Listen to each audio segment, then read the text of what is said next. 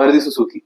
ഒരു കാർ വാങ്ങുന്ന സമയത്ത് ഒരു സാധാരണ ഇന്ത്യക്കാരന്റെ മനസ്സിലൂടെ ഈ ഒരു ബ്രാൻഡിന്റെ നെയിം കടന്നു പോകാതിരിക്കില്ല. ഒരുപക്ഷെ നമ്മളുടെ കുറെ ആളുകളുടെ ഫസ്റ്റ് കാറും ഇവരുടെ തന്നെ ആയിരിക്കും. ഗ്ലോബൽ മാർക്കറ്റിലെ കാര്യം നോക്കുകയാണെങ്കിൽ റിലയബിലിറ്റിയുടെയും അഫോർഡബിലിറ്റിന്റെയും കാര്യത്തിൽ ജാപ്പനീസ് കാറുകൾ എല്ലാവരും ഇഷ്ടപ്പെടുന്നതാണ്. ലോകത്തിലെ ഏറ്റവും കൂടുതൽ വിറ്റഴിക്കപ്പെടുന്ന കാർ ബ്രാൻഡുകളുടെ പേര് നോക്കുകയാണെങ്കിൽ അതിൽ ആദ്യ 10 തന്നെ ഇടം പിടിച്ചിരിക്കുന്ന ബ്രാൻഡുകളാണ് ടൊയോട്ടയും ഹോണ്ടയും. പക്ഷേ ഗ്ലോബൽ മാർക്കറ്റിൽ നമ്മൾ സുസുക്കിയുടെ കേസ് നോക്കുകയാണെങ്കിൽ സുസുക്കി 20ാമത്തെ റാങ്കിങ്ങിലേക്കും താഴെയാണ് വരുന്നത്. പക്ഷേ ഇന്ത്യയിൽ നേരെ തിരിച്ചാണ് കേസ്. ഇന്ത്യയിൽ ഏറ്റവും കൂടുതൽ കാറുകൾ വിൽക്കുന്ന കാർ ബ്രാൻഡാണ് സുസുക്കി. ഇന്ന് ഇന്ത്യയിൽ 35ലധികം കാർ ബ്രാൻഡുകൾ അവരുടെ കാറുകൾ വിൽക്കുന്നുണ്ട്. ഇത്രയൊക്കെ കോമ്പറ്റീഷൻ ഉണ്ടായിരുന്നിട്ടും മൊത്തം മാർക്കറ്റ് ഷെയറിന്റെ 40% സുസുക്കിയുടേതാണ്.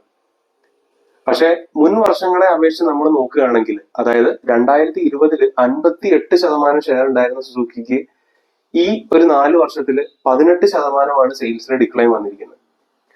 അപ്പൊ ഈ ഒരു വീഡിയോയിൽ നമ്മൾ എങ്ങനെ സുസുക്കി ഇന്ത്യയുടെ ഫേവറേറ്റ് കാർ ബ്രാൻഡ് ആയിരുന്നു, ഇപ്പോഴത്തെ മാർക്കറ്റ് ട്രെൻഡ് മാറുന്നതിനനുസരിച്ചിട്ട് എങ്ങനെ സുസുക്കിയുടെ സെയിൽസ് ഡിക്ലൈൻ ചെയ്തുകൊണ്ടിരിക്കുന്നു എന്നുള്ളതിനെ കുറിച്ചും ഡീറ്റെയിൽ ആയിട്ട് പറയുന്നതായിരിക്കും.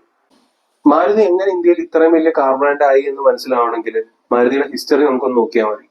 സ്വാതന്ത്ര്യത്തിന് ശേഷം ഇന്ത്യയിൽ കാര്യമായി വിറ്റുകൊണ്ടിരുന്നത് ആകെ 2 കാറുകളാണ്. അതിലൊന്ന് അംബാസഡറും ഒന്ന് പ്രീമിയർ പത്മിനിയാണ്. അപ്പോ ഈ ഒരു കാറ് അന്ന് ഈ ഒരു സാധാരണക്കാർക്ക് അഫോർഡ് ചെയ്യാൻ പറ്റാത്ത രീതിയിലുള്ള ഒരു പ്രൈസിംഗ് ആണ് ഉണ്ടായിരുന്നത്. അപ്പോ ഇന്ദിരാഗാന്ധി ഭരിച്ചിരുന്ന സമയത്ത് ഇന്ത്യയിലെ ആളുകൾക്കും ഒരു പീപ്പിൾസ് കാർ, അല്ലെങ്കിൽ എല്ലാവർക്കും അഫോർഡ് ചെയ്യാൻ പറ്റുന്ന രീതിയിൽ ഒരു കാർ നിർമ്മിക്കണം എന്നുള്ള ഒരു ഉദ്ദേശത്തില് 1981 സുസുക്കി ആയിട്ട് ടൈപ്പ് ചെയ്തിട്ടാണ് മാരുതി സുസുക്കി ഫോം ചെയ്യുന്നത്. യഥാർത്ഥത്തിൽ സുസുക്കി ഇന്ത്യയിൽ ഇത്ര വലിയ സക്സസ് ആവാനുള്ള ഒരു കാരണവും ഈ ഒരു പാർട്ട്ണർഷിപ്പ് തന്നെയാണ്. 1991 മാർക്കറ്റ് ലിബറലൈസേഷൻ വരുന്നത് വരെ വിദേശത്തു നിന്നുള്ള കമ്പനികൾക്ക് ഡയറക്റ്റ് ഇന്ത്യയിൽ നിന്ന് ബിസിനസ് ചെയ്യാൻ സാധിക്കില്ലായിരുന്നു. മാത്രമല്ല എല്ലാ ഇൻഡസ്ട്രികളിലും ഗവൺമെന്റിന്റെ ഒരു മേൽനോട്ടം ഉണ്ടായിരുന്നു. അപ്പോൾ ഈ ഒരു വെഞ്ചറിൽ ഗവൺമെന്റ് ഓഫ് ഇന്ത്യ തന്നെ സുസുക്കിയുടെ പാർട്ട്ണർ ആയിരുന്നതുകൊണ്ട് മാർക്കറ്റിൽ വരാൻ പോകുന്ന മാറ്റങ്ങളെ കുറിച്ച് സുസുക്കിക്ക് നേരത്തെ അറിവ് എപ്പോഴും ലഭിച്ചിരുന്നു. ഇതുകൊണ്ട് തന്നെ ഇൻഡസ്ട്രിയിൽ വരാൻ പോകുന്ന ചേഞ്ചസിനെ കുറിച്ചും ടാക്സ് സിസ്റ്റത്തിനെ കുറിച്ചും രാജ്യം എങ്ങോട്ടാണ് പോകുന്നത് എന്നുള്ളതിനെ കുറിച്ചും ഒരു ഇൻസൈറ്റ് മാരുതി സുസുക്കിക്ക് നേരത്തെ ലഭിച്ചിരുന്നു. അപ്പൊ അതിനനുസരിച്ചിട്ട് കാർ ഡിസൈൻ ചെയ്യാൻ ഇവരെ അത് ഒരുപാട് സഹായിച്ചു. ഇന്ന് സുസുക്കി പ്രൊഡ്യൂസ് ചെയ്യുന്ന മിക്ക കാറുകളും നമുക്ക് നോക്കിയാൽ മനസ്സിലാവും, ഇത് 4 മീറ്ററിൽ താഴെയുള്ള ചെറിയ കാറുകളാണ് അധികവും പ്രൊഡ്യൂസ് ചെയ്യുന്നത്. കാരണം എന്തെന്നാല് 4 മീറ്ററിൽ താഴെയുള്ള വാഹനങ്ങൾക്ക് എക്സൈസ് ഡ്യൂട്ടി ആയിട്ട് 8% മാത്രമേ ടാക്സ് വരുന്നുള്ളൂ. അതേസമയം 4 മീറ്ററിന്റെ മുകളിലുള്ള വാഹനങ്ങൾക്ക് 20% അത് വരുന്നത്. ഇന്ന് സുസുക്കിയുടെ 4 മീറ്ററിൽ താഴെയുള്ള കാറുകളുടെ ലൈനപ്പ് നമുക്ക് നോക്കിയാൽ മനസ്സിലാവും, മറ്റേതൊരു കാർ ബ്രാൻഡ് കൊടുക്കുന്നതിനേക്കാളും കൂടുതൽ കാർ ഓപ്ഷൻസ് മാരുതി സുസുക്കി കൊടുക്കുന്നുണ്ട്. ആൾട്ടോ, എക്സ്പ്രസോ, സ്വിഫ്റ്റ്, ബലേനോ പോലെയുള്ള കുറെ കാറുകളുടെ ഒരു ലൈനപ്പ് തന്നെ സുസുക്കിക്ക് ഉണ്ട്. അതേസമയം ചെറിയ കാറിൽ മാരുതിക്ക് കോമ്പറ്റീറ്റേഴ്സ് ആയി വരുന്ന മറ്റു ബ്രാൻഡുകളിൽ നോക്കിയാൽ 1-2 കാറുകൾ മാത്രമേ നമുക്ക് ആ സ്ഥാനത്ത് കാണാൻ പറ്റുള്ളൂ. ഈ ഒരു കാരണം കൊണ്ട് തന്നെ പീപ്പിൾസ് കാർ എന്നുള്ളൊരു പരിഗണന ഇപ്പോഴും സുസുക്കിക്ക് നഷ്ടപ്പെട്ടിട്ടില്ല.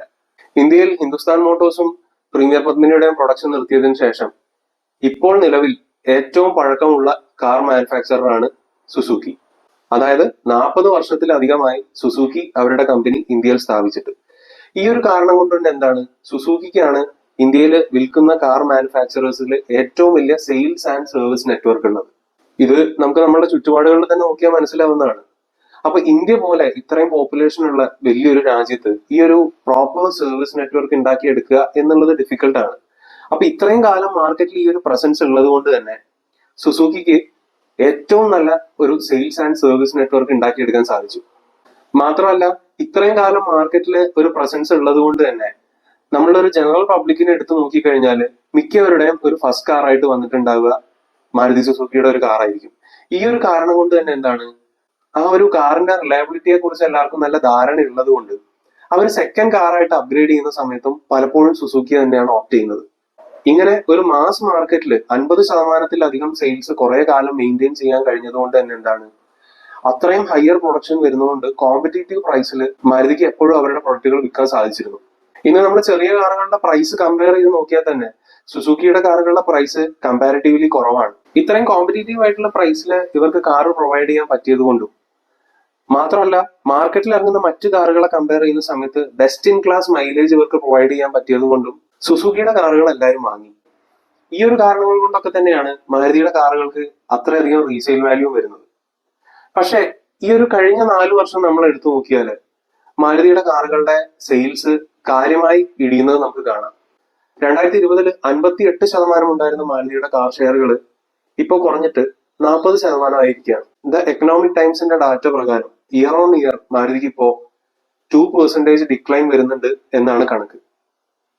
യൂട്ടിലിറ്റി വെഹിക്കിൾ സെഗ്മെന്റിലുള്ള ബ്രസ, എർട്ടിഗ, ഗ്രാൻഡ് വിറ്റാറ പോലുള്ള കാറുകൾക്ക് സെയിൽസ് കൂടിയിട്ടുണ്ടെങ്കിലും മാരുതിയുടെ പ്രധാന തട്ടകമായ ഹാച്ച് ബാക്കുകളുടെയും ചെറിയ കാറുകളുടെയും കേസിൽ സെയിൽസ് ഇപ്പോൾ ഇടിഞ്ഞുകൊണ്ടിരിക്കുകയാണ്. സോ ഇതിന്റെ പ്രധാന കാരണം എന്താണെന്നാല് ഇന്ത്യയിലെ കസ്റ്റമേഴ്സിന്റെ ആ ഒരു മൈൻഡ് സെറ്റ് മാറി തുടങ്ങി എന്നുള്ളതാണ്.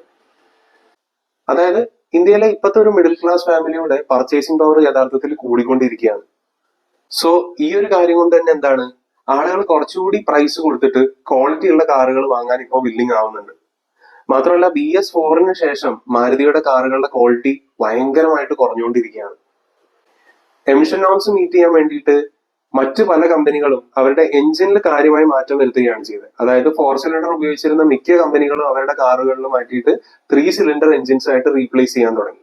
പക്ഷെ മാരുതി ഇതിനെ അപ്രോച്ച് ചെയ്തിരുന്ന രീതി എങ്ങനെയാണെന്ന് വെച്ചാൽ വണ്ടിയുടെ വെയിറ്റ് റെഡ്യൂസ് ചെയ്തിട്ടാണ്. അതായത് വണ്ടിയിൽ കൂടുതൽ പ്ലാസ്റ്റിക് പാർട്സ് ഉപയോഗിക്കുകയും അതുപോലെ തന്നെ വണ്ടിയിൽ ഉപയോഗിച്ചിട്ടുള്ള മെറ്റൽ പാർട്സിന്റെ ഒക്കെ വെയിറ്റ് കുറയ്ക്കുകയാണ് ചെയ്തത്. ഇത് വണ്ടിയുടെ ക്വാളിറ്റിയെ കാര്യമായിട്ട് ബാധിച്ചു. മാത്രമല്ല സ്ഥിരമായി നടക്കുന്ന ക്രാഷ് ടെസ്റ്റുകളിലൊക്കെ മാരുതിയുടെ കാറുകൾക്ക് പുവർ റേറ്റിംഗ് കിട്ടിയതുകൊണ്ട് ക്വാളിറ്റി കുറഞ്ഞ കാർ എന്നുള്ള രീതിയിൽ മാരുതി എല്ലാവരും കാണാൻ തുടങ്ങി. റീസെന്റ് പുതിയ എമിഷൻ നോംസ് മീറ്റ് ചെയ്യാൻ വേണ്ടിയിട്ട് മാരുതി അവരുടെ കാറുകളുടെ എഞ്ചിൻസിലൊക്കെ മാറ്റം വരുത്തി തുടങ്ങിയിട്ടുണ്ട്. അതായത് ഇപ്പോഴത്തെ പുതിയ സ്വിഫ്റ്റ് വരുന്നത് 3 സിലിണ്ടർ എഞ്ചിനാണ്. മാത്രമല്ല ആ വാഹനത്തിന്റെ മൈലേജും ഒരുപടി അവർ കൂട്ടിയിട്ടുണ്ട്. പക്ഷെ ഇതിന്റെ ഭാഗമായി കാർ അണ്ടർ പവർ ആവുകയും ചെയ്തിട്ടുണ്ട്. അപ്പൊ ഈ അടുത്ത് പൊതുവെ ആളുകൾക്ക് വന്നൊരു ധാരണയാണ് പുതിയ സ്വിഫ്റ്റിന് 3 സ്റ്റാർ സേഫ്റ്റി റേറ്റിംഗ് ഉണ്ട് എന്നുള്ളത്. പക്ഷെ നമ്മളൊന്ന് ശ്രദ്ധിച്ചാൽ മനസ്സിലാവും അതൊരു യൂറോ എൻക്യാപ്പിലാണ് സ്വിഫ്റ്റിന് ഈ ഒരു ക്രാഷ് ടെസ്റ്റ് റേറ്റിംഗ് കിട്ടിയിരിക്കുന്നത്. അതായത് യൂറോപ്പിൽ വിൽക്കുന്ന സ്വിഫ്റ്റിന്റെ ക്രാഷ് ടെസ്റ്റ് റേറ്റിംഗ് ആണ് നമ്മൾ കാണുന്നത്. യൂറോപ്പിൽ വിൽക്കുന്ന ഈ ഒരു സ്വിഫ്റ്റ് ജാപ്പനീസ് മേക്ക് ആയതുകൊണ്ട് അതിന് ഇന്ത്യൻ മാർക്കറ്റിലെ സ്വിഫ്റ്റുമായിട്ട് യഥാർത്ഥത്തിൽ ഒരു ബന്ധവുമില്ല. റീസെന്റ് പർച്ചേസ് ചെയ്ത ആളുകളിൽ നിന്ന് അറിയാൻ കഴിഞ്ഞത് എന്താണെന്ന് വെച്ച് കഴിഞ്ഞാൽ പഴയ സ്വിഫ്റ്റിന്റെ മാതിരത്തെ ഒരു ബിൽഡ് ക്വാളിറ്റി തന്നെയാണ് ഇപ്പൊ ലേറ്റസ്റ്റ് ആയി ഇറങ്ങിയ സ്വിഫ്റ്റിനും ഉള്ളത്. ഇപ്പോഴും കാറിന്റെ എഞ്ചിൻ പാർട്സിലും പവർ ട്രെയിനിലും എന്തിന് ഫ്യൂവൽ ടാങ്ക് വരെ അവർ പ്ലാസ്റ്റിക് മെറ്റീരിയൽ ആണ് യൂസ് ചെയ്തിരിക്കുന്നത്. ഇതിനു പുറമെ പുതിയ മോഡൽസ് വരുന്നതിനനുസരിച്ചിട്ട് മാരുതി അവരുടെ കാറുകളുടെ പ്രൈസ് കൂട്ടിക്കൊണ്ടിരിക്കുകയും ചെയ്യും. അപ്പോൾ കുറച്ചുകൂടി പ്രൈസ് അധികം കൊടുത്തു കഴിഞ്ഞാൽ മറ്റു ബ്രാൻഡുകളുടെ ക്വാളിറ്റി ഉള്ള കാർ വാങ്ങാൻ പറ്റും എന്നുള്ള സ്ഥിതിയായി. മാത്രമല്ല ഇപ്പോഴത്തെ പുതിയ ജനറേഷനിലുള്ള ആളുകൾക്ക് മാർക്കറ്റിലുള്ള കാര്യങ്ങളെ കുറിച്ച് കുറച്ചുകൂടി ഒരു വ്യക്തമായ ഐഡിയ വന്നതുകൊണ്ട് തന്നെ എന്തായി, അവർ മറ്റു ബ്രാൻഡുകളിലേക്ക് ഡീവിയേറ്റ് ചെയ്യാൻ തുടങ്ങി. അപ്പോൾ നിലവിലെ ഇന്ത്യൻ കാർ മാർക്കറ്റിൽ മാറി വരുന്ന ട്രെൻഡുകളിൽ നിന്നും അതുപോലെ തന്നെ കസ്റ്റമേഴ്സിന്റെ മാറി വരുന്ന ഈ ഒരു ആറ്റിറ്റ്യൂഡിൽ നിന്നും കമ്പനിയെ പഴയ പോലെ ഉയർത്തിക്കൊണ്ടുവരാൻ എന്താണ് അവർക്ക് ചെയ്യാൻ കഴിയുക? Do let me know your opinion in the comment section, and if you like the video, don't forget to subscribe.